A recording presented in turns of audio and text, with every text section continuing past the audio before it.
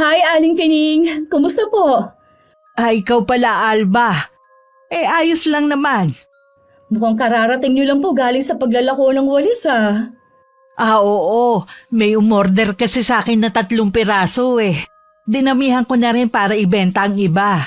Sayang naman kasi ang pagod ko kung 3 lang eh. Nabenta ko naman lahat. Sa bagay nga po. Sa susunod niyo pong gawa kukuha ako ng 2. Ibibigay ko po yung isa sa biyenan ko. O sige, gagawa kita. Siya nga pala, ayos lang ba na naglalakad ka na ngayon? Di ba kapapanganak mo pa lang? Opo. 2 linggo pa lang.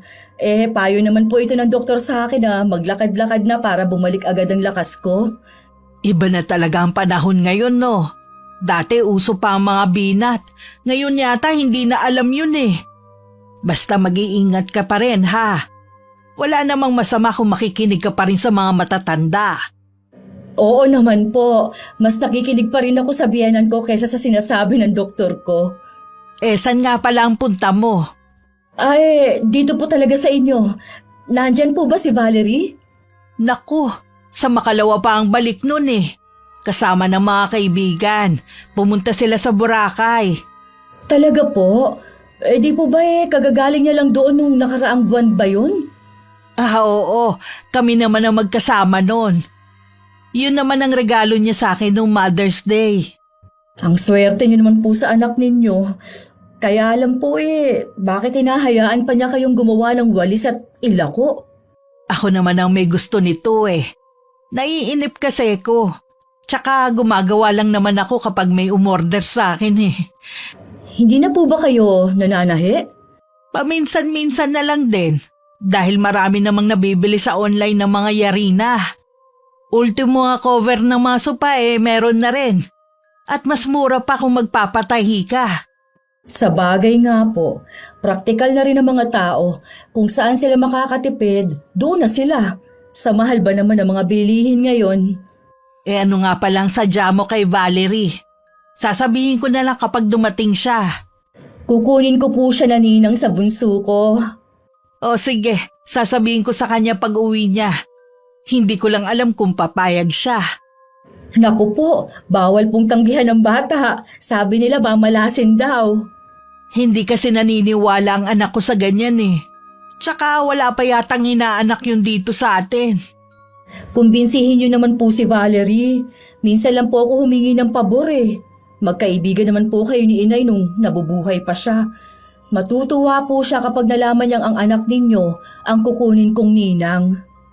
Sige, ako nang bahalang kumausap kay Valerie.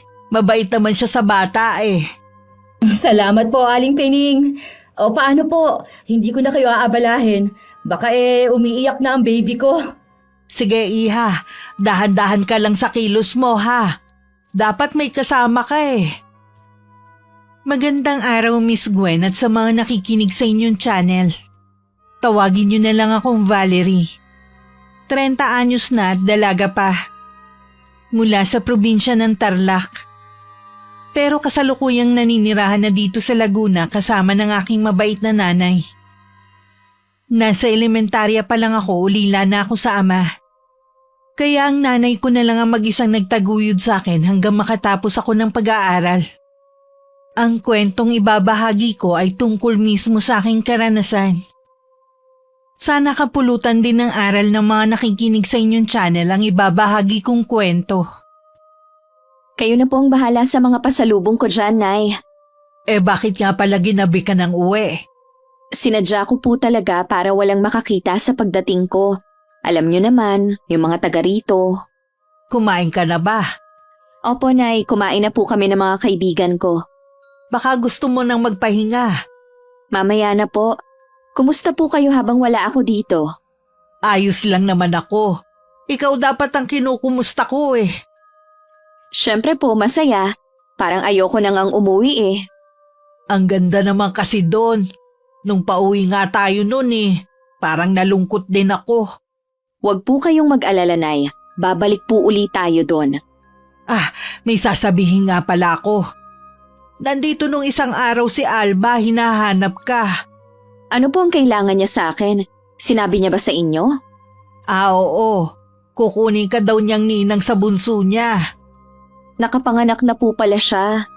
Oo, 2 linggo na. Bakit naman ako pa ang kinuha niya? Hindi naman po kami magkaibigan eh. Nakikiusap yung tao. Total naman daw magkaibigan kami ng nanay niya. Ginamit pa talaga niya ang namayapa niyang nanay ha? Pagbigyan mo na para meron kang inaanak dito sa lugar natin. Wala naman pong masama sa pag-aanak sa binyag. Pero ang akin lang sana, mga kamag-anak o di kaya malalapit na kaibigan ang kunin niya. Siguro natipuhan ka niya na maging ninang. Sinabi na po ba niya kung kailan ang binyag? Wala siyang nabanggit pero naramdaman ko na determinado talaga siyang kunin kang ninang Dapat hinintay na lang po niya ako na dumating. Tapos, sa kanya ako tinanong. Di kapag nagkita kayo, sabihin mo sa kanya. Para na rin po kasi kayo na umoo sa kanya Tsaka baka i-chismis pa ako nun kung tatanggi ako.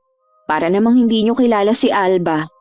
Kesa namang habang buhay ka makompromiso, mabuti pang tanggihan mo na lang habang maaga pa. Hayaan mong i-chismis ka, hindi naman kasi biro ang maging ninang Hayaan na po natin. Huwag lang siyang mag-expect ng todo sa pagkuha niya sa akin. Hindi kasi ako gaya ng ibang ninang nakilala niya. Kahit malaki ang sahod ko, kuripot ho ako. Gampanan mo lang kung ano ang nararapat, tama na yun. Magpapahinga lang po ako ng konti at sasabak na naman ako sa trabaho mamaya. Ipaghahanda kita ng merienda. Kung sakali na magutom ka may kakainin ka. Sige po, Nay. Salamat. May 5 taon na akong VA at masasabi kong maayos naman ang trabaho ko. Priority ko ang aking ina at maibigay ang mga pangangailangan niya. At ang pangalawa ay ang makapag-ipon. Bumagay naman sa akin ang klase ng trabaho ko. Dahil hindi naman ako palalabas ng bahay simula pa noon. Wala rin akong kaibigan sa lugar namin. Lahat ng kaibigan ko nakasama ko sa galaan nakilala ko lang online. Halos pare-pareho ang kwento ng buhay namin. Mula sa pagiging hikaw sa buhay, nagsumikap hanggang makatapos. At ito kami ngayon meron ng matatawag na magandang trabaho. Ang dami namang nakalistang ninang at ninong. Para kahit bongga ang binyag ng bunso natin, mababawi naman natin ang gastos. Si Valerie ba ito na anak ni Aling Pining? Hindi naman kayo close nun Wala na kasi akong maisip na pwedeng kunin Ang dami nating mga kamag-anak na pwede maging ninang Marami nga, kaya lang puro naman walang-wala sa buhay. Baka sa halip na sila ang malapitan ng anak natin, baka sila pang lumapit para humingi ng tulong. Gusto mo ba yon? Sigurado ko ba dyan kay Valerie na maaasahan siya ng anak natin balang araw? Kasi hindi naman natin siya kilala ng husto Sa tingin ko naman, hindi ako mapapahiya sa kanya. Siya ba mismong nakausap mo ng inanok mong maging ninang? Si Aling Pining lang ang nakausap ko. Hindi naman siguro siya tatanggi Ewan ko lang Parang alanganin ako dyan kay Valerie Suplada din kasi. Minsan kapag nakakasalubong ko, hindi naman bumabati Bakit mo naman nasabi na alanganin ka? Natural na hindi ka niya babatiin, hindi ka niya kilala Parang wala naman siyang inaanak dito sa lugar natin. Ang alam ko tumatanggi siya kapag kinukuha siyang ninang Sa pagkakaalam ko, noon yon dahil wala pa siyang trabaho. Ngayon may trabaho na siya. Kung saan-saan na nga siya nakakarating Ganong buhay ang gusto kong maranasan. Bahala ka na nga. Alam mo kung ako lang masusunod, mas gusto ko yung simpleng binyagan lang Alam mo naman na hindi ganun kalaki na ipon ko. Sabi ko naman kasi sa'yo, sabay na lang sa piyeste para libre ang bayad sa simbahan. Ayaw mo naman. Para sana isang handaan na rin. Di ba napag-usapan na natin ito? Ayoko na isinasabay ang binyag ng mga anak natin sa piyesta. Ang iniisip ko lang kasi ang pagiging praktikal. Ayoko na pagkatapos ng handaan baw naman tayo sa utang. Kaya nga pinipili ko lang ang kukunin kong ninong at ninang. Ang dami mong reklamo. Doon ka na nga muna. Bantayan mo muna si baby. Huwag mo muna akong abalahin dito. Dumating si Alba sa bahay namin para dalhin ng imbitasyon sa binyag. Nagkataon na wala ako. Dahil lumuwas ako ng Maynila para makipagkita naman sa pinsan ko. Si inay lang ang nadatnan niya na kasalukuyan pang nananahi. Pinatuloy muna siya at pinaghanda ng maiinom. Pasensya ka na, Alba, ha? Tuwing pumupunta ka rito lagi may lakad si Valerie. Ayos lang po, Aling Pining. Ibibigay ko lang naman po itong imbitasyon. Naabala ko po yata kayo. Kanino po yung tinatahi ninyo? Sa amin lang naman to. Binilhan kasi ko ng tela ni Valerie Subukan ko daw gawing punda ng unan. Ang ganda po ng tela, malamig sa mata. Oo nga Mahal nga ang bilin niya sa 1 yarda Saan nga po pala pumunta si Valerie? Lumuwas ng Maynila. Makikipagkita siya sa pinsan niya. Mabuti pa po si Valerie. Kapag gustong umalis, madali lang sa kanya. Ang layo na talaga ng narating niya. Oo nga, ito siguro ang kapalit ng mga paghihirap niya noon. Dapat po. Hindi rin siya nakakalimot sa mga taong dahilan kung bakit narating niya kung nasaan siya ngayon. Sa akin lang siya may utang na loob dahil ako ang nagpaaral sa kanya.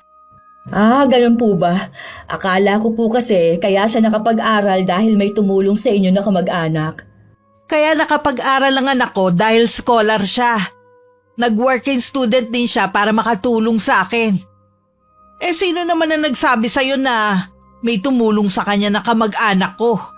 Naisip ko lang po yun. Huwag po kayo maghalit. Walang imposible sa taong may pangarap at porsigido sa buhay. Yan ang tandaan mo. Oo nga naman po. May boyfriend po ba si Valerie ngayon? Wala. Dahil hindi naman daw yun ang prioridad niya sa ngayon Irereto ko pa naman si Aljon sa kanya. Yung kapatid mo bang tinutukoy mo? Wala na pong iba. Pasensya ka na, iha, ha? Hindi naman sa minamata ko ang kapatid mo. Pero hindi ang tulad niya ang magugustuhan ni Valerie. Kilala ko kasi ang anak ko na suplada Nakapagtapos lang po si Valerie. Parang tumayog na rin po siya. Hindi naman sa ganon.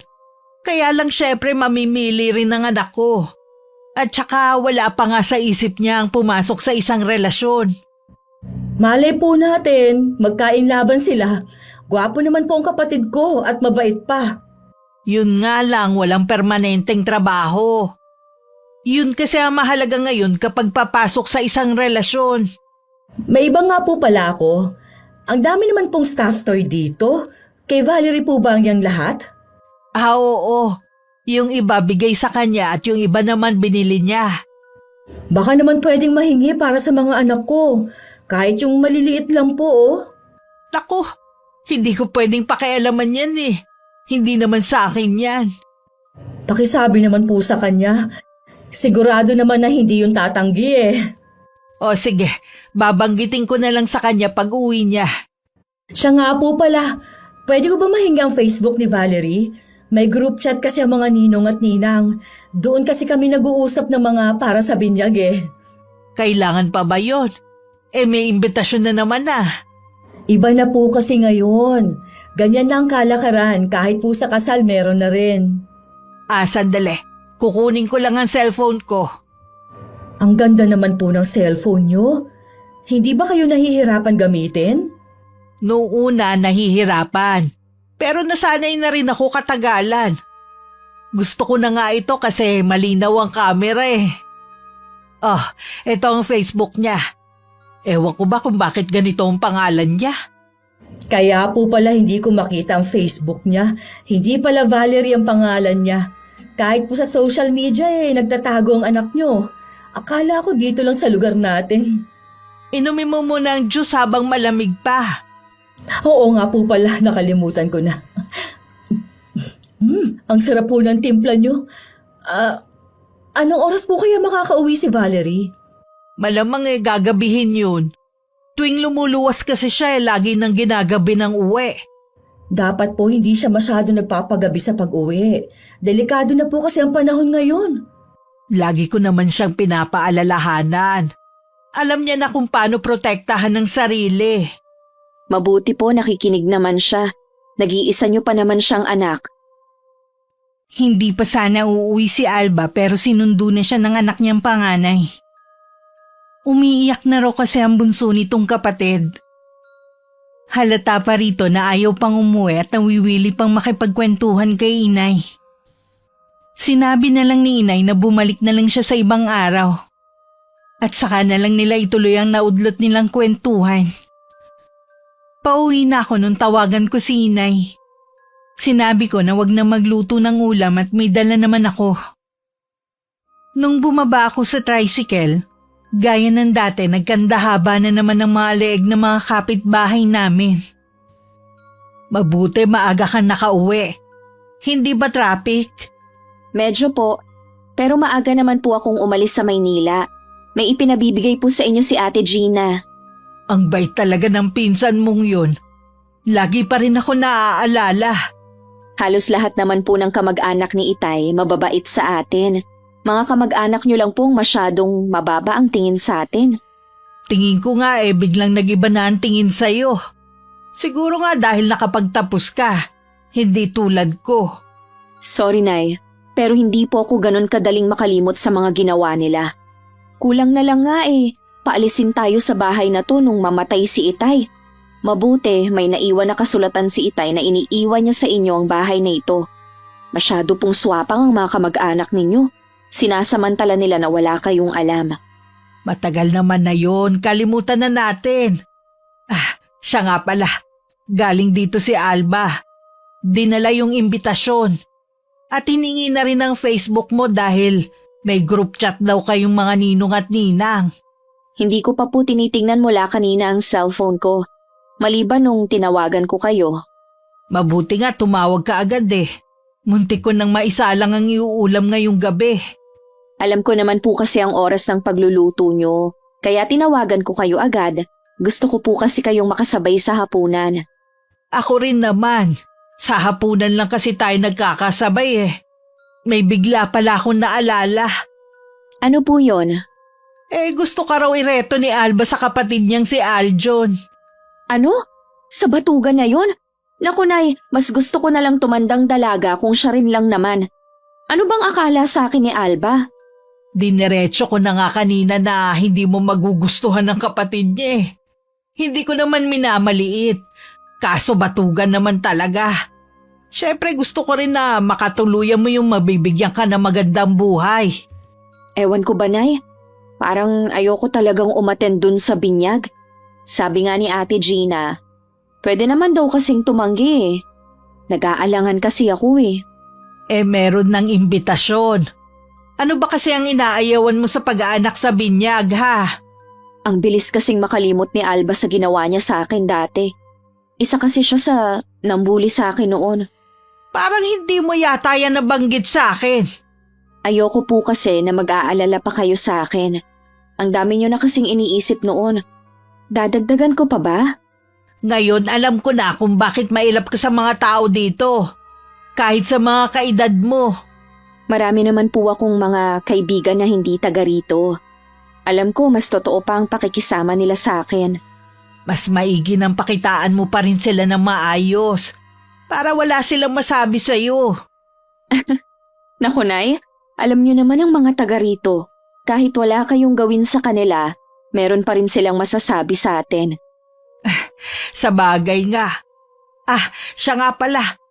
Yan bang nakadisplay mong mga laruan Hindi mo pa ipamimigay ang iba. Huwag niyo pong sabihin na hinihingi ni Alba. Oo, ibibigay daw niya sa mga anak. Parang lahat na nga gustong hingin sa atin Yung maliliit po pwede niyo nang ibigay sa kanya. Sigurado naman na babalik yun dito. Tsaka na lang natin ibigay sa kanya. Hindi pa rin pala nagbabago si Alba. Noon pa mahilig na siyang mga arbor na mga bagay na gusto niya. Sa pagkakaalam ko nga may grupo siya nung nag-aaral kami at siya mismo ang leader. May mga kaklase nga ako nung high school na kinuhanan niya ng gamit ng sapilitan. Pinagbantaan pa nila na kapag nagsumbong, aabangan ng grupo niya pag-uwian na. Hindi ko maiwasang mapailing nung maalala ko ang nakaraan. Isang hapon, kagigising ko lang na maisip kong tumambay sa labas ng bahay namin. Gumagawa na naman kasi ng wali si inay. May umorder daw kasi sa kanya na 8 piraso. Oh, gatas lang bang iinumin mo? Mamaya na lang po ako kakain. Gusto ko lang pong mainitan ng sikmura ko. Ihahatid niyo po ba yan sa umorder sa inyo? Dadaanan na lang ng anak niya rito sa bahay pagkagaling sa trabaho. Akala ko kayo pang magdadala niyan sa kabilang barangay. Baka lugi kayo sa pamasahe pa lang. Wala po bang gumagawa sa kanila ng walis? Sa inyo pa talaga nagpagawa. Meron naman kaya lang nga hindi kaong. Ganitong walis kasi ang gusto niya eh. Kung ako lang po ang masusunod, ayoko na sanang gumawa pa kayo ng walis. Kaya lang sabi niyo nga, naiinip naman kayo. Ayaw niyo naman kasing magbakasyon sa Laguna eh. Namimiss na rin po kayo ng mga kamag-anak ni tatay. Ang tagal niyo nang hindi nagpapakita sa kanila. Hayaan mo. Isa sa mga araw na to dadalawin ko sila. Pero gusto ko kasama ka. Naisip ko nga po yung sinabi ni Ate Gina. Na ano? Doon na lang tayo tumira. Wala naman tayong sariling bahay dun eh. Nakakaya naman kung makikitira tayo sa kamag-anak ng tatay mo. Di ba matagal na po tayong pinapauwi ni Lola doon? Kayo lang po itong ayaw. Nahihiya kasi ko sa lola mo. Hindi naman lingid sa'yo na ayaw talaga sa akin ng lolo't lola mo noon. Matagal na naman po iyon. Hindi na sila galit sa inyo. Kapag po kasi dinadalaw ko sila noon, wala naman po silang binabanggit sa nakaraan. Si Alba, papunta rito. Si Alba po pala yan? Ang laki na ng ipinagbago ng itsura niya ngayon. Oo nga, 3 na rin kasi ang anak eh. Ang panganay yata 12 anyos na. Hi, Aling Pining! Valerie, buti na abuti na kita. Nabanggit ba ng nanay mo na ilang beses akong pumunta dito? Oo, nabanggit nga ni Inay. Kumusta na? Kahit nasa iisang lugar lang tayo, madalang lang tayo magkita. Ito, maganda pa rin naman kahit 3 na ang anak. Nasa bahay na nga lang ako at ang asawa ko lang ang nagtatrabaho. Ikaw naman kasi, bihirang lumabas ng bahay eh. Minsan naman, makipag-bonding ka sa mga ninong at ninang para mapag-usapan na rin ang tungkol sa binyag ng anak ko. Busy rin kasi ako sa trabaho eh. Pero titingnan ko rin. Isinali rin pala kita sa GC natin ha. Makijoin ka naman doon. Sige, titingnan ko. Siya nga pala, kukunin ko lang yung mga hinihingi mong laruan sa akin. Sandali kukunin ko lang. Balak na rin pala niyang ipamigay.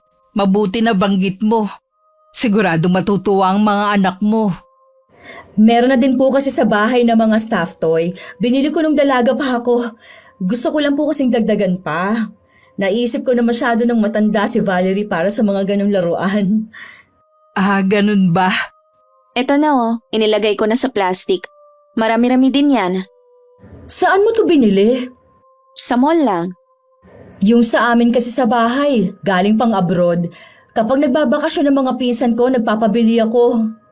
Ngayon ba hindi ka na nakakapagpabili? Minsan na lang. Busy pa kasi mga pinsan ko ngayon eh. Siya nga pala Valerie. Meron akong announcement sa GC natin. Pakicheck na lang ha. Sige mamaya titingnan ko. Ang sipag niyo po talagang gumawa ng walis. Order pa kasi to sa akin eh. Nahihiya naman akong tanggihan. Yung biyenan ko nga po, puro pasarap na lang sa buhay ang ginagawa. Hindi na kasi namin hinahayaan na magtrabaho. Yun din ang gusto ni Valerie kaya lang ako ang mapilit. Manghihina kasi ako kapag walang ginagawa eh. Hoy! Saan mo binili ang kwintas mo, Valerie? Online lang. May ganyan din kasi ako eh. Sigurado ka ba na hindi peke yan? Nagkalat na ngayon ng mga scammer. Sigurado ako na hindi to peke. Dahil pinatingnan ko na sa pawn shop sa bayan. Kung titingnan mo kasi parang iba yung kulay eh. Yung sa akin talaga kasing kumikinang ang pagka-gold. Tsaka sa tita ko yun binili na alahera talaga. Kapag may gusto kang alahas, magsabi ka lang ha. Sige, sa susunod. Hindi naman kasi ako mahilig talaga sa alahas. Binili ko lang to dahil nagandahan ako sa design. O paano, aalis na ako. Marami pa kasi akong gagawin eh. Saka sa isang buwan na yon binyag ha. Baka makalimutan mo. Oo, ingat ka sa pag-uwi. Kilala ko yung tita niya na nagbebenta ng alahas. Huwag kang bibili doon dahil ilang beses na nakasuhan dahil sa pagbebenta ng peke. Wala naman po akong balak na bumili sa tita niya. Papasok na po muna ako sa loob. Kumain ka na rin. Initi mo na lang yung ulam. Ilang beses pang bumalik sa bahay si Alba. Pero madalas tulog ako kaya wala sa bahay. Alam ko naman kasi kung bakit lagi siyang pumupunta. Para siguro paalalahanan ako sa GC namin na sinisin ko lang. Hindi ko lang kasi gusto ang nababasa ko ng mga ninang at ninong na halos ang gagastos sa binyag. Lahat merong ambag. Hindi naman ganun ang alam ko pag-a-attend sa binyag. Ang lalim yata ng iniisip mo dyan. Hindi kasi nagpaparamdam si Valerie eh. Hindi din siya sumasagot sa GC namin. Siya kasing nakatoko sa pagbabayad ng rerentahan nating resort eh. Kung dito kasi sa bahay masikip, hindi kakasya ang mga bisita. Sana personal mo na lang sinabi sa kanya. Eh lagi kasing tulog o wala sa kanila. 1 linggo na lang eh, binyag na. Kinukulit na ako ng caretaker ng resort na magbigay na ng down payment. Yun daw kasi ang sabi ng may-ari. Eh baka naman ayaw ni Valerie ng ganyang style sa binyag. Tayo mapapasubo niyan eh. Halos lahat naman na nagpapabinyag ay katulad ng gagawin natin. Hindi na uso yung makalumang binyagan na a-attend tapos magbibigay na pakimkim. Sabi ko naman kasi sa'yo, simplihan na lang natin ang binyag. Dahil kapos din tayo sa panggastos. Ayoko nga. Ano na lang ang sasabihin ng mga kamag-anak natin? Kita mo naman na halos lahat ng pinsan ko bongga ang pabinyag ano. Tapos ako simple lang. Kung lagi ka na lang maiinggit sa kanila at makikipagsabayan, malamang mamulubi na tayo. Lagi kasing ganyan ang bukang bibig mo eh. Ayaw mong itanim dyan sa kukote mo na makakabawi din tayo sa gastos. Bahala ka na nga. Huwag mo na akong sisisin sa bandang huli. Basta gawin mo lang ang pinagagawa ko, hindi ka masisisi. Nang hindi makatiis, pumunta ulit sa bahay si Alba. Kahit natutulog ako, nakiusap siya kay inay na gisingin ako. Akala naman ni inay importante ang sadya niya. Kaya napilitan siyang gisingin ako. Uy, pasensya na kung naistorbo kong tulog mo ha. Ayos lang. May emergency ba? Ha? Ano kasi, hindi ko alam kung nababasa mo yung nasa GC natin. Bawat ninong at ninang kasi may nakatoka na ambag. Nababasa ko naman.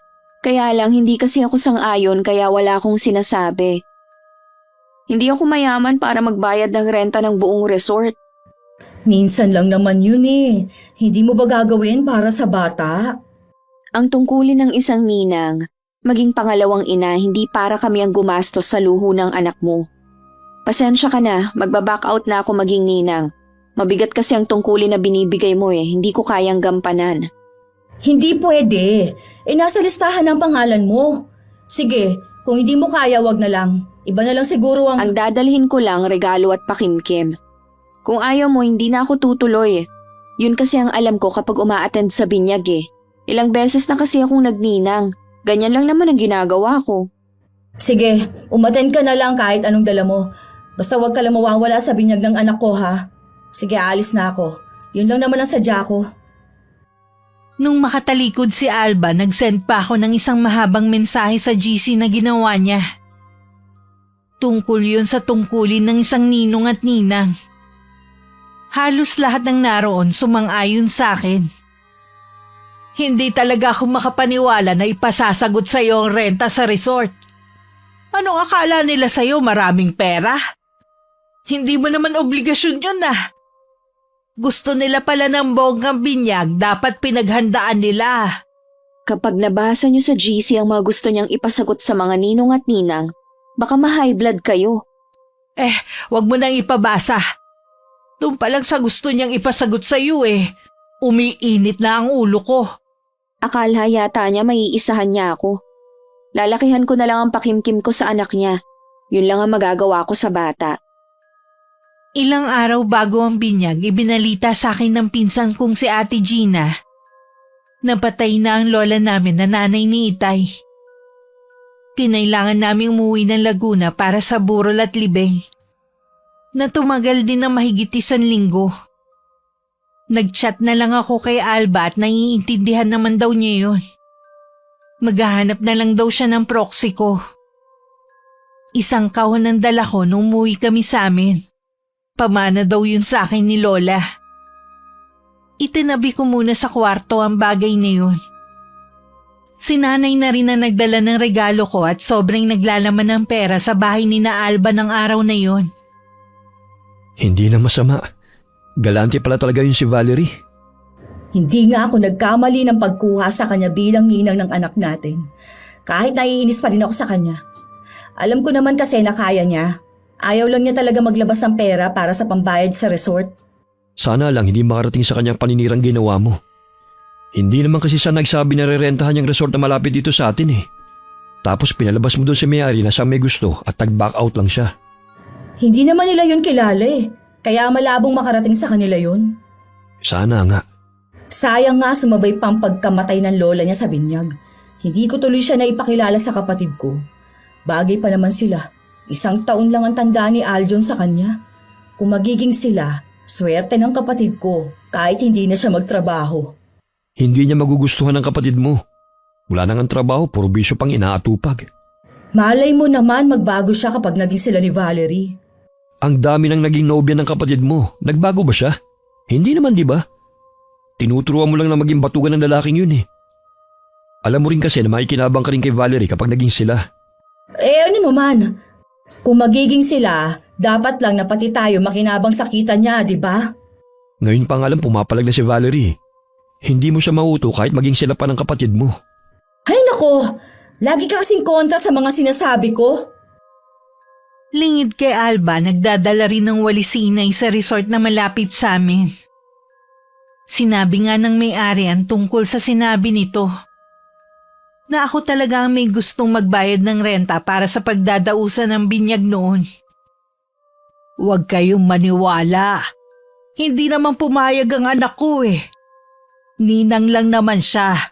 Bakit siya ang sasagot sa renta dito sa resort nyo? Hindi naman po ako naniniwala sa babaeng yun eh. Kaya lang naman gusto dito idaos ang binyag dahil dito rin yung handaan ng pamangkin niya nung nakaraang taon. Inggitera kasi ang babaeng yun. Ang malas naman ng anak mo. Naging kumari pa niya si Alba. Ayaw sana ng anak ko dahil hindi naman sila magkaibigan. Kaya lang nahihiya din syempre at nakikisama rin.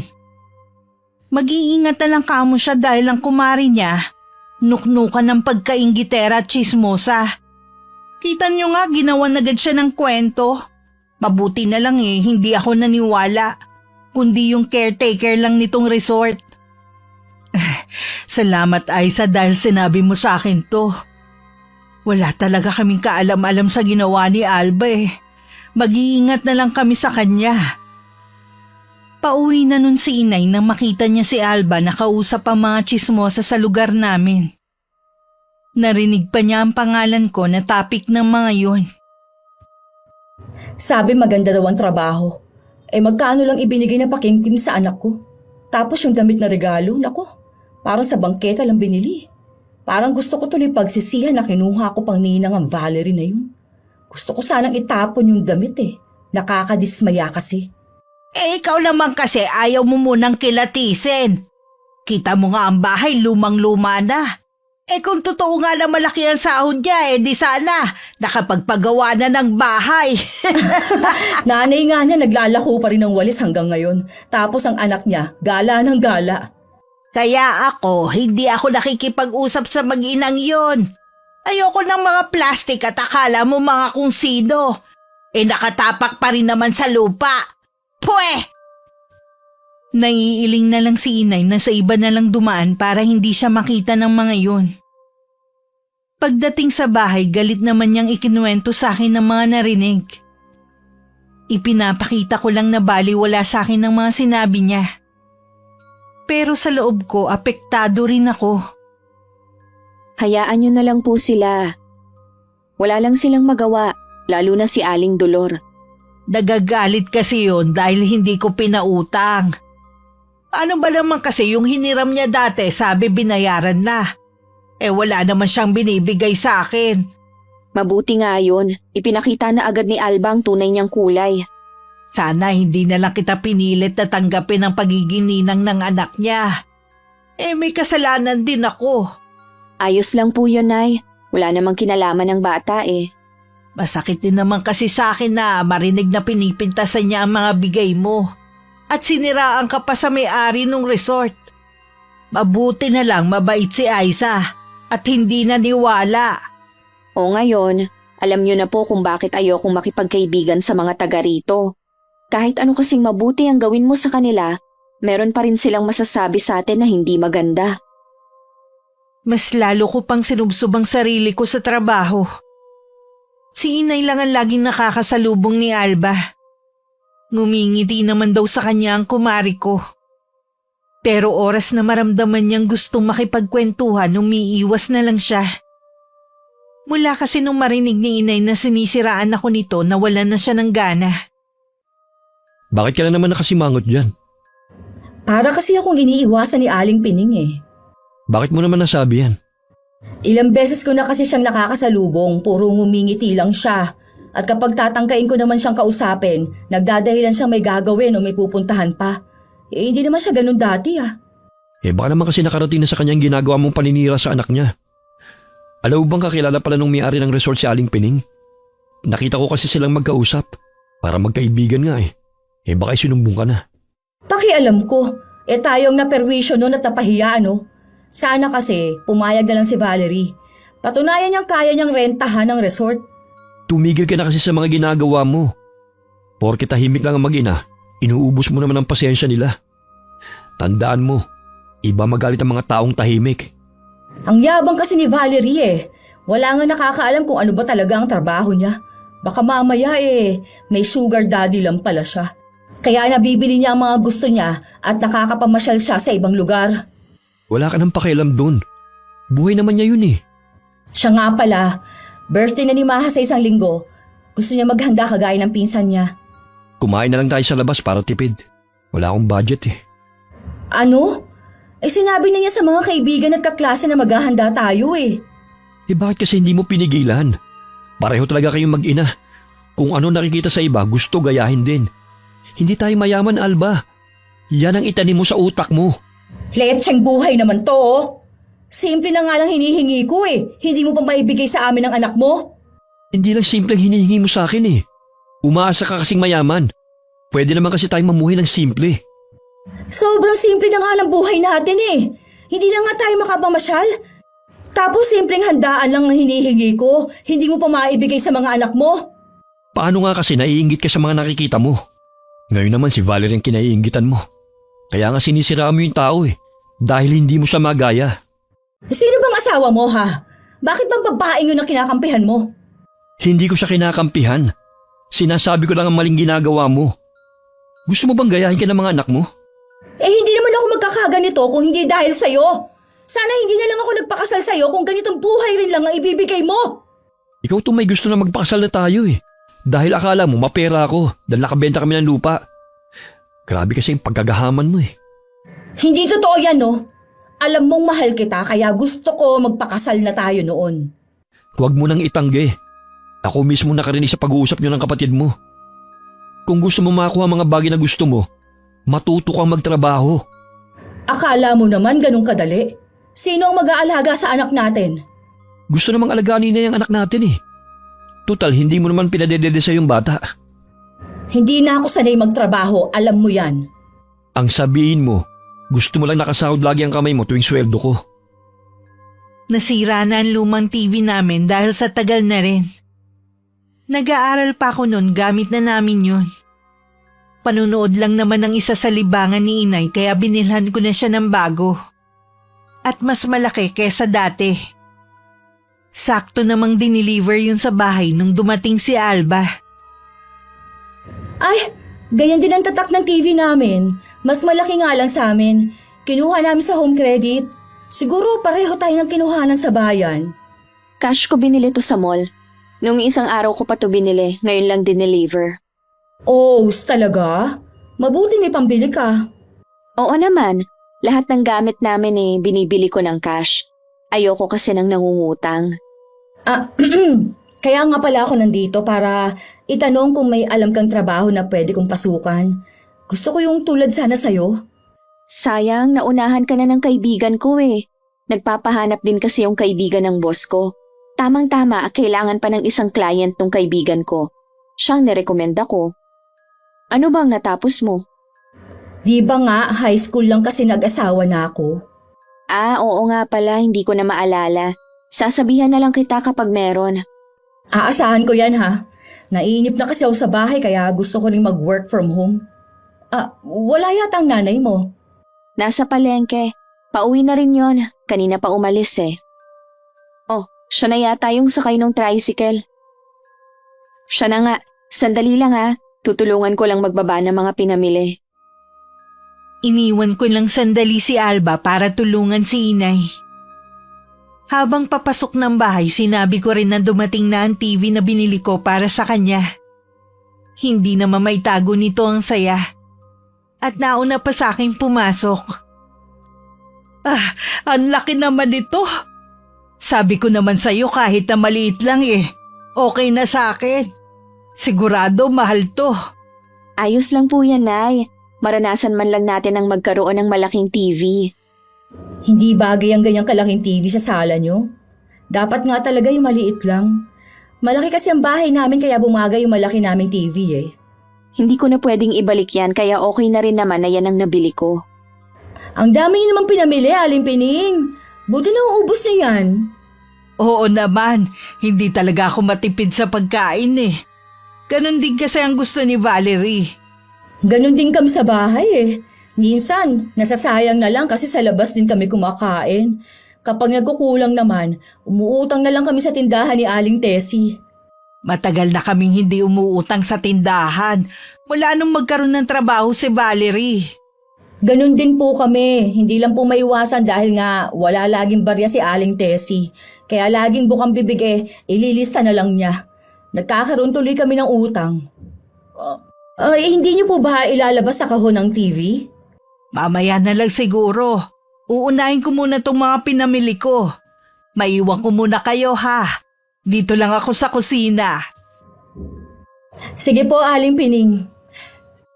Lahat ba sa palengke ninyo binibili? Yung iba sa grocery store na. Tsaka para makagala na rin. Ibang-iba na talaga ang buhay nyo kaysa dati, ano? Natatandaan ko pa noon. Puro kayo utang sa tindahan. Salamat talaga sa tumulong sa'yo para makapagtapos ka. Scholar ako at nag-working student din para makapag-aral. Si nanay ang naghirap, kaya sinusuklian ko lahat ng mga sakripisyong ginawa niya sa akin. Di ba nabanggit na yan sa iyo ni inay? Akala ko tinulungan kayo ng kamag-anak ng nanay mo. Ang ibig ko sabihin may kaunting ambag sila. Wala ah. Kahit kailan, hindi nila kami tinulungan. Kaya wala akong utang na loob sa kanila. Kung meron man silang sinasabi sa amin ngayon, wala akong pakialam. Siguro nahalata ni Alba ang pagbabago ng mood ko. Kaya nagpaalam na siyang uuwi. Tsaka naman lumabas si inay mula sa kusina. Alam ko narinig niya ang mga sinabi ni Alba. Nakakaramdam na rin tuloy ako ng inis sa kumari ko. Ikinabit ko na lang ang TV para makapanood na mamaya si inay. Pagdating sa kanila, hindi na naman maipinta ang mukha ni Alba. Bakit na naman ganyan ang mukha mo? May bagong TV si na Valerie. Ano naman? Ang laki ng TV nila, akala ko utang. Binili pala ng kumare natin ng cash. Kaya naman niya yun dahil malaki ang sahod niya Nagpapahanap nga ako sa kanya ng trabaho. Kaya lang para minamata niya ako Dahil hindi ako nakatungtong sa kolehiyo katulad niya. Ano ba sinabi niya? Sasabihan na lang daw niya ako kung meron. Pero alam ko na hindi niya ako tutulungan. Mali mo naman tulungan ka ng tao. Matuto ka kasi maghintay. Grabe. Dalawa na nga lang sila, ang dami pang mamalengke ni Aling Pining. Iba pa yung grocery nila ha. Kahit maliit ang bahay nila, kumpleto naman sa gamit. Alam mo siguro mas maganda kung hindi ka napupunta sa kanila para hindi ka na nahihinggit. Bakit ba? Lagi mo nang ipinamumukha sa akin na inggitera ako, ha? Totoo naman kasi. Pati anak natin nahahawa na sa ugali mo. Ayun, umiiyak si Mahad na napahiya daw siya sa mga kaklase niya. Sinabihan daw siyang sinungaling ng mga kaklase niya. Bakit kasi pinangakuan mo yung bata na mag-aanda siya eh? Hindi ba pinag-usapan na natin sa labas na lang tayo kakain? Akala ko kasi makakagawa ka ng paraan eh. Ikaw magpaliwanag kay Maha. Hindi siya nakikinig sa akin. Nasaan ba siya? Nasa kwarto, kanina pa nagbumukmok. Sige, ako nang kakausap sa kanya. Nang sumunod na araw, maraming naririnig sa inay ng mga kwento tungkol sa akin mula sa ibang tao. Siguro daw ang nagpapakalat ng maling balita ay ang kumari kong si Alba. Dahil abala ko sa trabaho ko, hindi ko nalang binibigyan ng pansin. Pero iba pala kapag ako na mismo ang nakarinig ng hindi magandang salita tungkol sa amin ni Inay. May bibilin sana ako noon nang marinig ko ang sinabi ng tiyahin ni Alba. Isang malakas na tikim lang ang ginawa ko para tumigil sila. Bigla naman nagpulasan ng mga kausap niya at bigla siyang napatungo. Kaya kong tanggapin ang sinasabi niyo sa akin. Pero ingat kayo sa mga binibitawan niyong salita sa nanay ko. Mas di hamak naman na matino at mabuti siya kaysa sa inyo, na tumanda na lang sa paninira sa mga tao. Binabalaan ko kayo. Hindi ako kasing bait ng nanay ko. Kung gusto niyong makita kung paano ako magalit, ipagpatuloy niyo lang ang ginagawa niyo. Hindi naman makatingin ng diretso ang matandang babae sa akin. Iniwanan ko pa siya ng malalim na titig bago tumalikod at naglakad palayo. Hindi na rin ako bumili ng kailangan ko sa tindahan. Oh, nasa na ang pinabibili ko sa iyong Arinda? Hindi po ako bumili eh. Naabutan ko po kasi na nandun ang tiyahin ni Alba at ang iba pa. Nag-init ang ulo ko nung marinig kong pinag-uusapan nila kayo. Sa mismong bibig ni Aling Chona ko narinig na kaya namatay si Itay dahil sa sama ng loob dahil anak niyo daw ako sa ibang lalaki. Matagal ko na yung naririnig. Hindi ba nila nakikita ang pagkakahawig mo sa tatay mo? Mga taong yun talaga, oo. Basta meron lang maibato sa atin. Mga hindi iniisip ang sinasabi. Sige lang, ubusin nila ang pasensya ko. Hindi nila magugustuhan ang gagawin ko. Kung ipapablatter mo sila sa barangay, naku, sanay na ang mga yun sa reklamo sa kanila. Hindi na nila yun iniinda. Mga manhid na nga sila eh. Iba po ang gagawin ko sa kanila. Nay, pakilista niyo nga po sa isang pirasong papel ang mga pangalan ng mga chismosa sa atin. Ang mahilig lang naman manguna sa chismisan ay sina Dolor at Chona. Yung iba nakikisama lang. Ano bang pinaplano mo sa kanila ha? Bala ko po silang turuan ng leksyon para hindi na ulit sila mamerwisyo ng kapwa nila. Ilang beses na nga silang sinugod sa bahay nila wala pa rin kadala-dala. Huwag mong sabihin ganun din ang gagawin mo. Hindi po, Nay. Huwag na lang po kayong magtanong pa. Baka ikapahamak mo pa yung gagawin mo. Hindi po yan, Nay. Magtiwala lang po kayo. Pinalipas ko muna ang 1 linggo bago ko isinagawa ang plano ko. Gusto ko kasing subukan kung talaga bang nananalaytay sa dugo ko ang pagiging mangkukulam. Gaya ng sinasabi sa sulat ng lola ko. Sa silid ko, kinuha ko ulit ang kahon na pamana sa akin. Kasama ng iniwan na huling habilin sa akin ni Lola Criselda. Ako daw ang nararapat na magmana. Dahil nasa akin daw ang tatak ng isang mangkukulam. Nasagad na kasi nila ako. Pati nanay ko na maayos naman ang pakikisama sa kanila. Hindi nila pinalampas sa mapanira nilang mga chismis. Pagsasabay-sabayin ko na lang kayo. Total naman, nagpapaligsahan kayo sa pagkakalat ng kasinungalingan.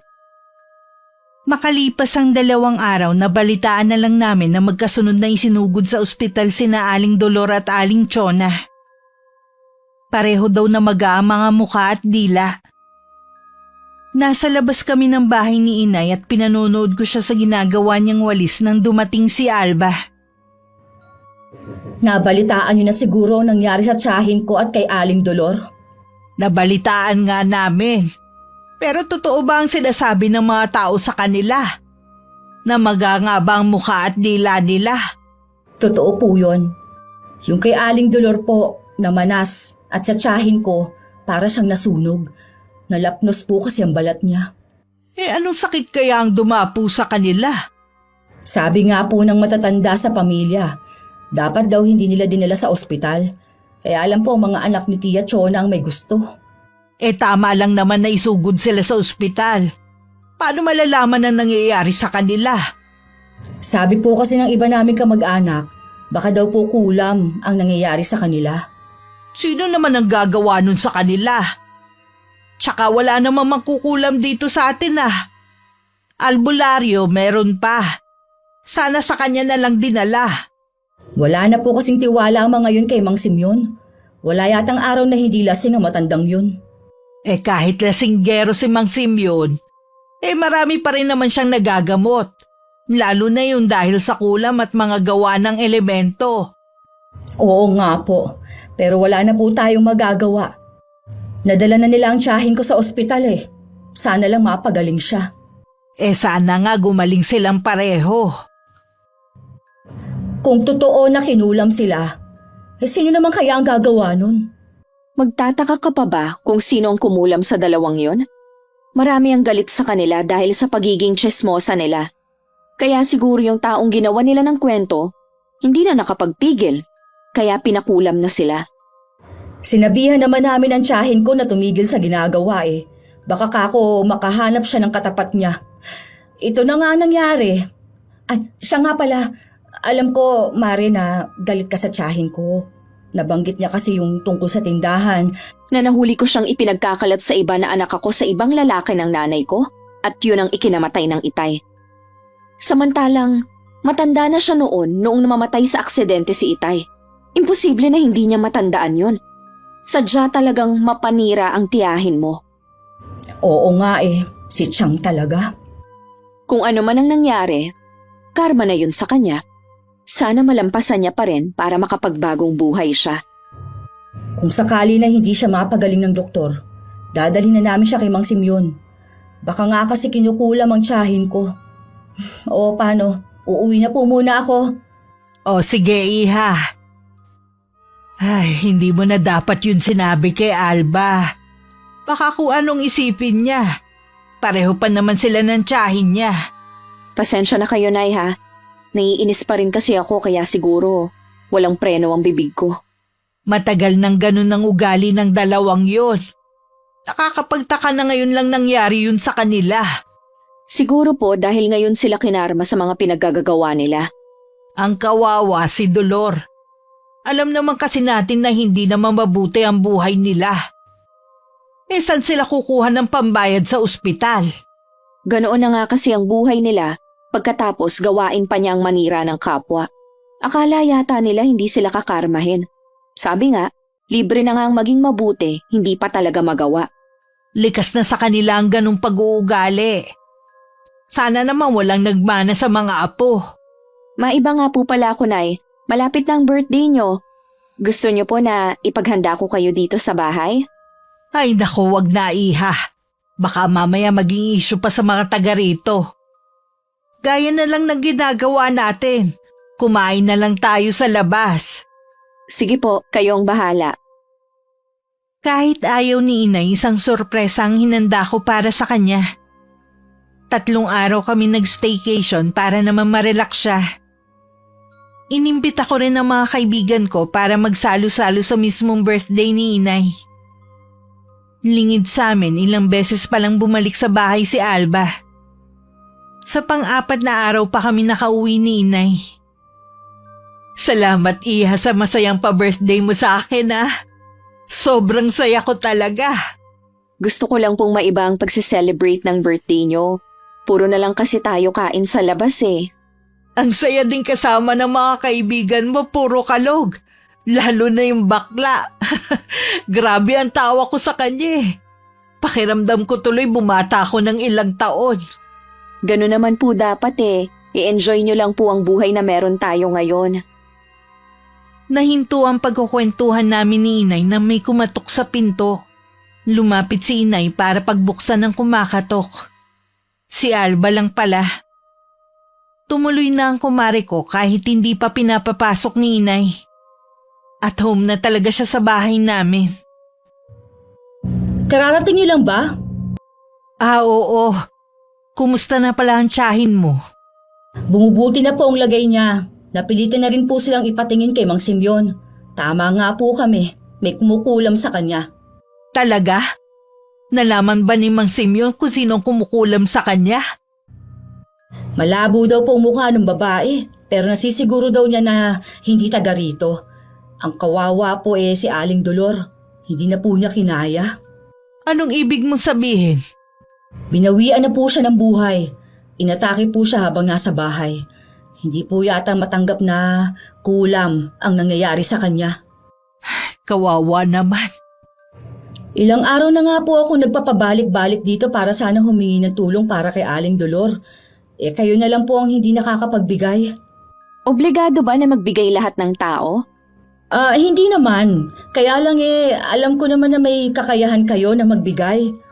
O ito, pasensya ka na kung yan lang ang nakayanan namin. 500 lang? Bakit? Ikaw ba? Magkano ang ibinigay mo? Pasensya ka na, Iha, ha?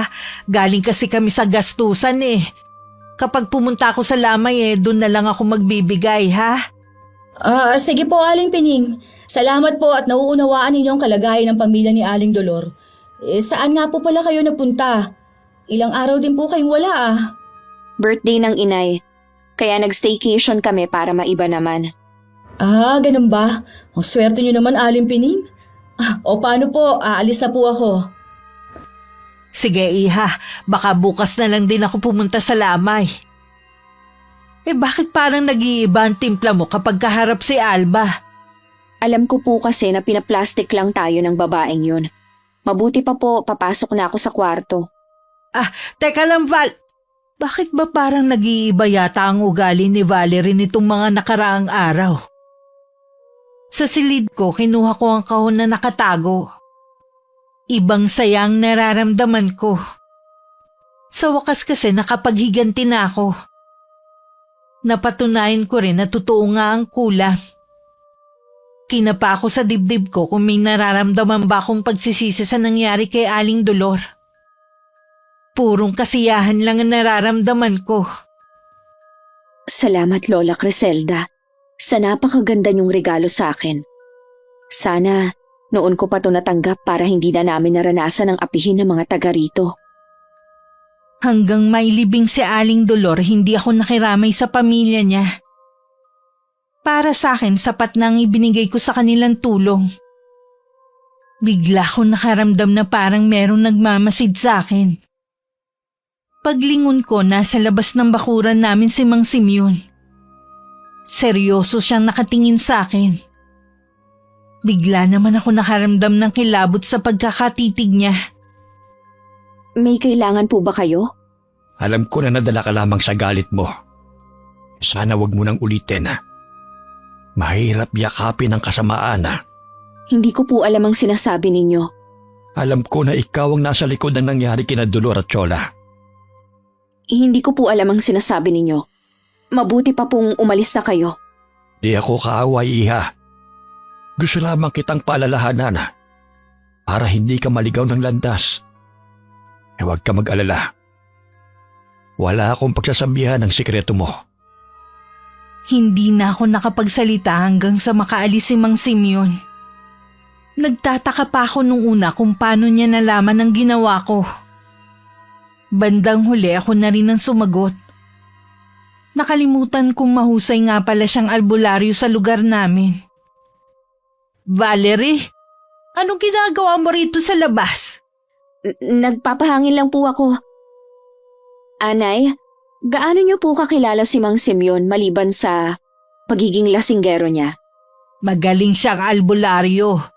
Di ba nga nung bata ka sa kanya kita dinadala? Dahil wala tayong pandoktor noon.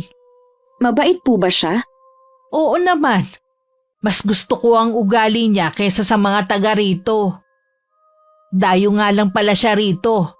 At sa pagkakaalam ko pamangkin lang ang kasakasama niya. Yun yata ang tinuturuan niya kung paano manggamot Siguro yun ang papalit sa kanya. Ganun po ba? Bakit mo nga pala naitanong?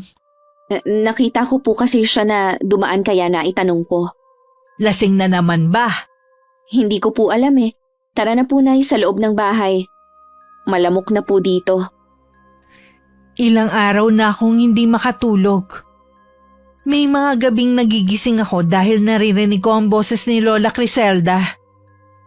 Hindi ko alam kung ano ba ang gusto niyang sabihin sa akin. Hindi tuloy ako makapag-concentrate sa trabaho ko. Mabuti na lang madali lang ang mga task na ginagawa ko. Dumagdag pa ang mga chat sa akin ni Alba. Nakinukulit ako na ako na lang daw ang sumagot sa party ng inaanak ko. Nang sabihin ko na wala akong budget, sinagot ba naman ako na may pang staycation nga raw ako. Parang sasabog ang ulo ko sa tindi ng sakit. Ayos ka lang ba, anak? Masakit lang po ang ulo ko. Teka, ikukuha kita ng gamot. Dumagdag pa tong si Alba. Para siyang linta kung makasipsip ng dugo. Pinagbigyan ko na nga siya na ako na ang sumagot ng isang buwan na supply na gatas ng anak niya eh. Ngayon nangungulit na naman na ako daw ang sumagot ng party ng inaanak ko. Ang kapal naman ng mukha niya. Pinalampas mo na nga ang mga ginawa niya sa iyo eh. Huwag naman siyang abusado. Matutulog na po muna ako. Sobrang sakit po talaga ng ulo ko eh. Mawawala rin yan maya-maya dahil nakainom ka na rin ng gamot. Nang makapasok ako sa kwarto, lumabas na naman ng bahay si Inay para ituloy ang ginagawa niya. Sakto namang dumating si Alba. Dahil sa nakikita ni Inay, naisip niyang kausapin na ang babae. May ginagawa po ba si Valerie? Kachat ko pa lang po siya kanina eh. Hindi na po samagot. Pinagpahinga ko muna. Ilang araw na kasing masama ang pakiramdam niya eh. Pero kailangan pa rin niya magtrabaho. Ang sipag naman po kasi niya eh. Masipag talaga ang anak ko kahit nung nag-aaral siya. Kung ano man ang meron siya ngayon, pinaghirapan niya yon. Kaya nalulungkot ako kapag meron humihingi sa kanya na akala mo may patago sa kanya. Aling Pining, Hindi madamot ang anak ko pero sana naman eh. Huwag mong abusuhin ang kabaitan niya. Hindi naman niya obligasyon ng party para sa anak mo eh. siya naman po ang may gusto nun. Siya ito nagpresenta na gagastosan ng birthday party ng anak ko. Huwag ka na magkaila pa. Nabasa ko ang mga chat mo sa kanya. Nangungulit ka at kinukonsensya mo pa siya na nagawa niyang mag-staycation kami. Pero ang anak mo hindi mapagbigyan. Hindi pinupulot ng anak ko ang pera niya. Huwag niyo naman po ako ipahiya sa mga tao. Naririnig niyo lang sinasabi ninyo. Nahihiya ka sa kanila pero hindi sa anak ko? Alam namin ang ginagawa mong paninira. Pero ni minsan hindi ka kinumpronta ng anak ko. Tama na po. Sobra naman kayo makapagsalita. Ang yabang niyo porket nakakaangat na kayo sa buhay ah. Bakit? Nakahiga na ba kayo sa pera? Gusto ko lang na matauhan ka sa ginagawa mo. Magbabayad po kayo sa ginawa ninyong ito. Hindi kayo kakampihan ng mga kamag-anak ninyo dahil sa sama ng ugali nyo. Huwag mo akong takutin sa sarili kong bakuran. Umiiyak na umuwi sa kanilang bahay si Alba. Pagdating doon niya ibinuhos lahat ng galit na nararamdaman niya. Tinawag naman ng panganay niya ang ama na kasalukuyang nasa kabilang bahay. Nang makauwi, naabutan niyang nakasalampak sa saigang asawa habang umiiyak. Oh, ano nangyari sa'yo? May umaway ba sa'yo sa labas? Ang maginang yon. Gusto ko sila magbayad. Ano bang ginawa nila sa'yo? Ipinahiya ako ni Aling Pening. Pinagsabihan niya ako na tumigil sa kahihingi kay Valerie dahil hindi nito pinupulot ang pera. Tama naman siya eh. Siguro itinuloy mo pa rin ang paghingi sa kanya para sa party ng anak natin. 2 buwan pa naman yun eh. Kaya nga sinabi ko sa kanya para mapaghandaan na niya. Hindi naman kasi niya obligasyon yun eh. Ninang lang siya ng anak natin. Huwag mo naman siyang pigain. Tignan mo tuloy nangyari sa'yo. Magbabayad sila ng mahal. Isinusumpa ko. Yang pagiging inggitera mong naglalagay sa'yo sa alanganin eh. Kailan ka ba makukontento sa buhay kung ano meron tayo? Huwag mo hanapin sa ibang mga bagay na gusto mo. Tigilan mo na nga ako! Paulit-ulit na lang ang sermon mo sa akin. Sa halip na gumawa ka ng paraan kung paano mo maibibigay ang mga gusto ko, puro ka na lang pangaral sa May akin. hangganan ng kakayahan ko. Anong gusto mo, magnakaw ako? Ha? Oo! Mabuti pa nga!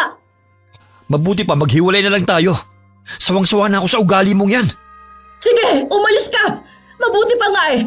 Baka ikaw ang mahala sa buhay ko. Ni hindi mo nga ako mabilhan ng bagong cellphone eh. Bauna nga tayo sa utang dahil sa pagsunod ko sa kapritsyo mo. Bahala ka na magbayad sa mga yon.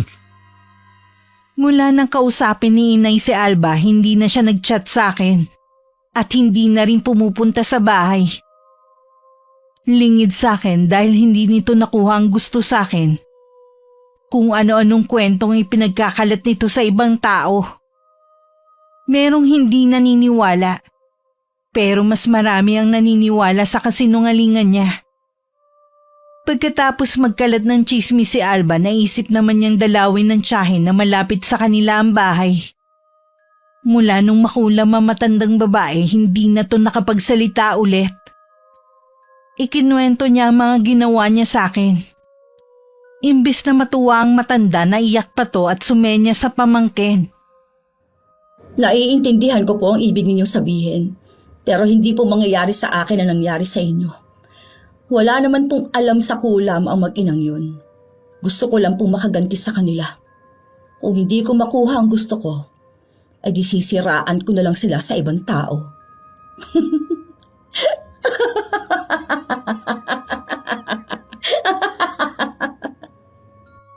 Nakakarating naman kay Inay ang mga ginagawa ni Alba. Minsan nadaanan niya to at nung makita siya, sinadya pa niyang lakasan ng boses niya. Talaga bang sagad hanggang buto ang inggit mo sa anak ko, ha? Ginawa mo lang ba siyang ninang para gatasan?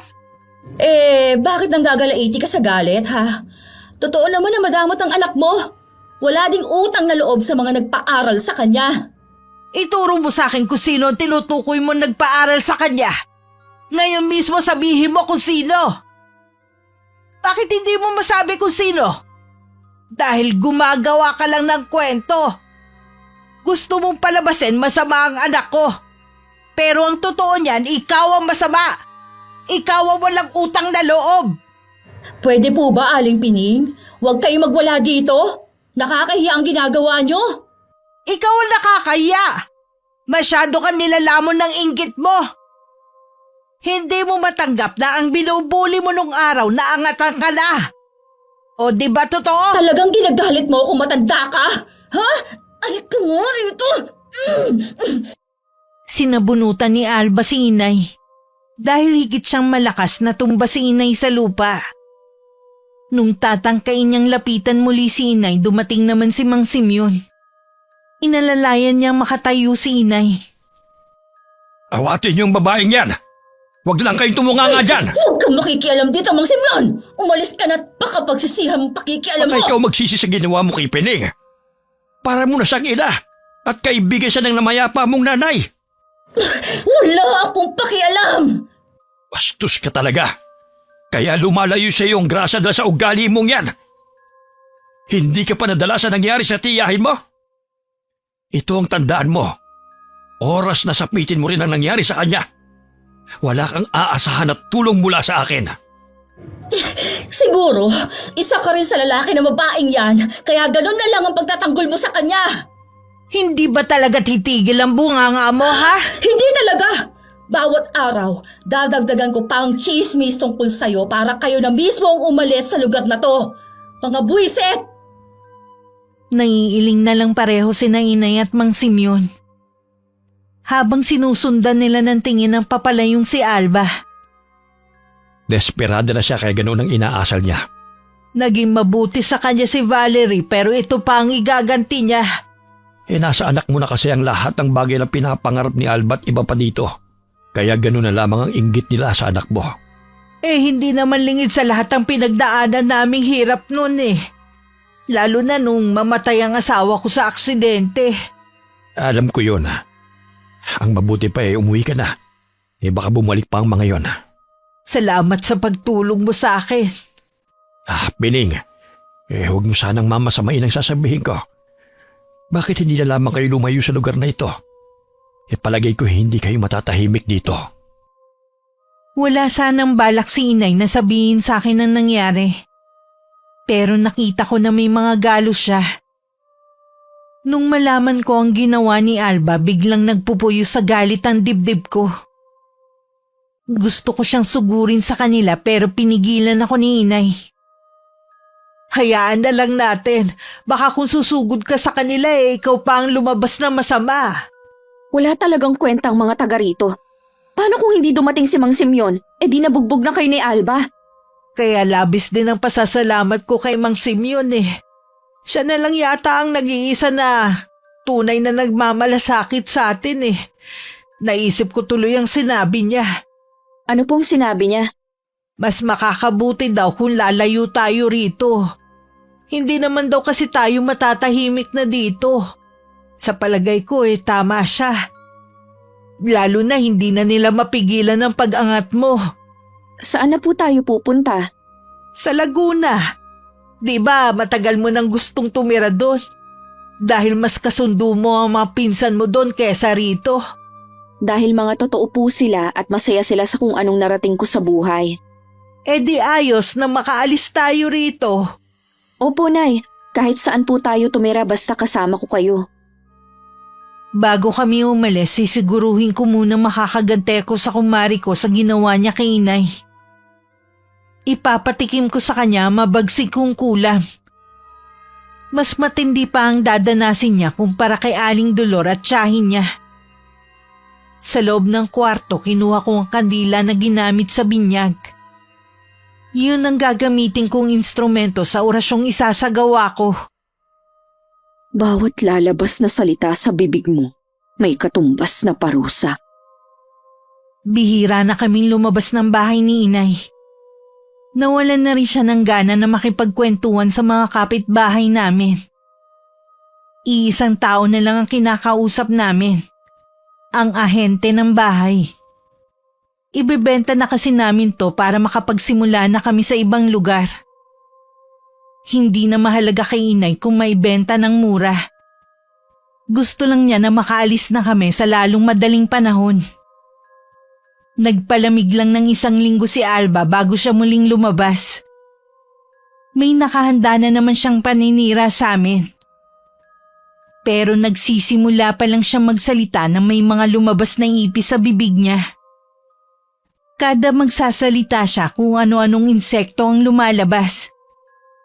Walang salita ang makapaglarawan sa sindak ng mga tao na nakasaksi sa nangyayari. Tanging ako lang ang natutuwa habang nakamasid sa di kalayuan. Sinabi ni Inay yung nangyayari sa'yo. May kumukulam sa akin. Tulungan mo ako, Glenn. Pinahanap na namin si Mang Simeon.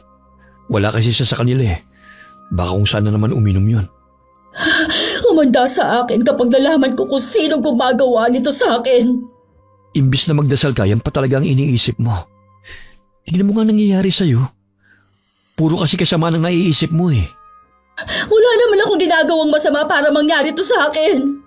Alba, hanggat hindi mo tinatanggap ang mga ginawa mong kasalanan sa kapwa mo, hindi ka gagaling. Ang mag-ina kaya ang may kagagawan nito. Ang sabi mo nga malabo na sila, hindi ba? Malalaman din natin kapag dumating na si Mang Simeon. Nasaan na bang matandang yun? Kung kailang kailangan, saka naman hindi mahagilap. O sige na, magpahinga ka na muna. Gigisingin na lang kita kapag nandito na ang albularyo. Ganun na nga ang ginawa ni Alba. Nakatulog naman siya kaya lang dinalaw naman siya ng masamang panaginip. Nagising siya na may mga gumagapang na alupihan sa braso niya. Nagtitili siya hanggang pumasok sa kwarto ang asawa. Tinanggal naman ni Glenn ang gumagapang na alupihan sa kanya. Nasaan na si Mang Simeon? Ayaw niyang pumunta rito. Galit din siya sa'yo. Dahil pati pala siyang binastos mo Ba't di mo sinabi sa akin? Alam ko kasi na magagalit ka sa akin Hindi ko na alam ang gagawin ko. Hindi siya mapakiusapan ng kapatid mo. Gumawa ka ng paraan. Ayokong habang buhay na ganito. Matutuwa kasi magpakumbaba. Tanggapin mong nagawa mong kasalanan. Baka sakali maawa siya sa'yo. Ilang araw ding nagpabalik-balik si Glenn sa bahay ni Mang Simeon. Pero hindi humaharap sa kanya ang albularyo. Pag-uwi niya sa kanila, nagulat siya nang sabihin ni Alba na gusto niyang magpasama sa bahay namin. Kahit hirap na hirap sa paglalakad dahil halos butot balat na lang, pinilit pa rin niyang maglakad. Ano nangyari sa'yo? Kinukulang po siya. Hirap na rin po siya sa pagsasalita eh. 1 linggo na po siyang hindi nakakakain. Bakit hindi niyo pa siya dalhin kay Mang Simeon? Ayaw po siyang gamutin ng albularyo dahil sa ginawa ng asawa ko. Bakit dito kayo nagpunta? Gusto pong humingi ng tawad sa inyo ni Alba. Kaya po sinamahan ko siya rito. Alam ko nagsisisi na siya sa mga nagawa niya. Pinapatawad na kita, Alba. Susubukan kong kausapin si Mang Simeon. Maraming salamat po sa inyo. Hindi ko na po kasi alam ang gagawin ko eh. Naaawa na po ako sa kalagayan ng asawa ko. Kahit mga anak namin hindi na siya malapitan. Umuwi na kayo para makapagpahinga na rin si Alba. Pupuntahan ko rin si Mang Simeon sa kanila ngayon. Nang makaalis ang mag-asawa, tsaka lang ako lumabas ng silid ko. Hindi ko maiwasang mapaiyak sa kalagayan ni Alba. Parang sumobra yata ako sa ginawa kong pagpaparusa sa kanya. Nakalimutan kong may mga anak siya na kailangan ng kalinga ng isang ina. Nay, sana po makumbinsin niyo si Mang Simeon. Naaawa din po ako kay Alba. Ang tindi talaga ng karma na dumating sa kanya. Pero sa kabila ng ginawa niya, hindi ko pa rin gusto na sapitin niya ang ganon. Sana naman po huwag na niyang ulitin ang ginawa niyang paninira sa ibang tao. Mabuti hindi pa tayo nakakaalis. Dito ka muna ha. Pupuntahan ko lang si Mang Simeon. Sige po, Nay. Itutuloy ko lang ang ginagawa kong pagliligpit ng mga gamit natin. May ilang minuto pa lang na nakakaalis si Inay nang dumating naman si Mang Simeon sa bahay. Napahagulgol na ako ng iyak sa harapan niya. Dahil sobrang nakukonsensya na ako dahil sa ginawa ko kay Alba. Tumahan ka na, iha. Ang importante, nagsisi ka na sa ginawa mo. Nadala lang po ako ng matinding galit ko sa kanya. Ngayon po gusto ko nang bawiin ang ginawa ko. Nakikiusap po ako sa inyo, gamutin niyo na po siya. Gagaling na siya dahil binawi mo na ang sumpa mo sa kanya. Talaga po? Oo, kaya ipanatag mo ng kalooban mo. Mangako ka lamang na hindi mo na ulit gagawin yon. Hindi na po pangako yan. Hindi ko kailanman ginusto na makapanakit ng kapwa ko. Pinuntahan pa rin ni Mang Simeon ang kumari ko nung araw na yun. Nanghihina na to dahil walang kain at tubig na iniinom. Unti-unti na naghihilom ang kanyang mga sugat sa katawan dahil sa mga kagat ng insekto. Nung idilat niya ang mga mata, nasa tabi niya ang asawang si Glenn at ang albularyo. Napahagulgol na lang si Alba nang mapagtanto na magaling na siya. Salamat po sa inyo, Mang Simeon. Patawarin niyo po ako sa mga sinabi ko noon. Sana may natutunan kang aral sa ginawa mo. Matanda na ako. Baka sa susunod na may kumulam ulit sa'yo. Wala na ako sa mundong ito. Wala nang gagamot sa'yo. Magiging mabait na po ako simula ngayon. Babaguhin ko na po ang ugali ko. Buti naman. Paano? Alis na ako. May pupuntahan pa kasi akong inuman Marami pong salamat sa inyo, Mang Simeon. Basta alagaan mo mag-iina mo, ha? Sana magtagal pa siya sa mundong ito. Kailangan pa natin ng isang katulad niya. Siguro kung titigilan niya na ang pag-inom, hahaba pa ang buhay niya. Siya nga pala, may nakarating sa aking balita na alis na ang mag-ina sa lugar natin. Ha? Bakit kaya? Hindi ko alam. Ibinenta na pala nila ang bahay nila. Wala na talaga silang balak na bumalik pa rito. Alam ko na isa ako sa mga dahilan kung bakit mas pinili nilang lumayo na lang. Ang sama ko talaga. Siguro yun na rin ang mas makakabuti para sa kanila. Hindi lang kasi ikaw ang may matinding inggit sa mag-ina. Marami pang mga taga rito. Kasama ng mga kamag-anak ng nanay niya.